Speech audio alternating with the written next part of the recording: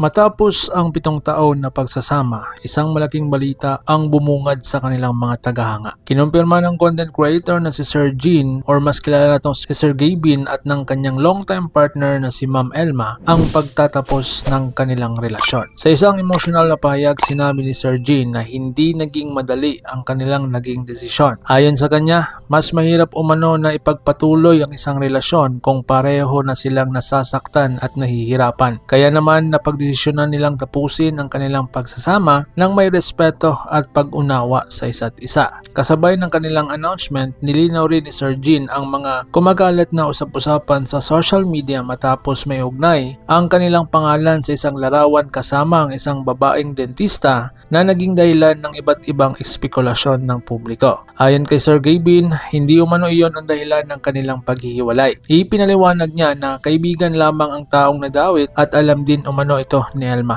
Humihingi rin siya ng paumanhin sa kanilang mga pamilya dahil sa sakit na dulot ng kanilang desisyon. Ayon po sa kanya, naging malaking parte ng kanyang buhay ang pamilya ni Elma at mananatili ang kanyang respeto at pagmamahal sa kanila kahit tapos na ang kanilang relasyon. Nagpasalamat din si Sir Jean sa kanilang mga taga-suporta na sumubaybay sa kanilang journey mula pa noong nagsisimula pa lamang sila. Para naman kay Elma, ibinahagi rin niya ang kanyang saloobin tungkol sa pagtatapos ng kanilang relasyon. Ayon kay Elma, matagal na nilang sinusubukang ayusin ang kanilang pagsasama. Bagamat nakikita sila ng publiko na masaya sa harap ng kamera, aminado siyang mayroon din silang mga pagsubok na sila lamang ang nakakaalam. Nilinaw niya rin na hindi kailanman naging palabas lamang ang kanilang pagmamahalan at totoong naging bahagi ng buhay nila ang isa't isa sa loob ng 7 taon. Pero ayon kay Elma, dumating umano ang panahon na nagbabago ang mga bagay at hindi na pareho ang dating nararamdaman. Tulad ni Sir Jean, sinabi rin ni Elma na walang ibang taong dapat sisihin at ang kanilang paghihiwalay ay bunga ng kanilang sariling desisyon bilang magkasintahan.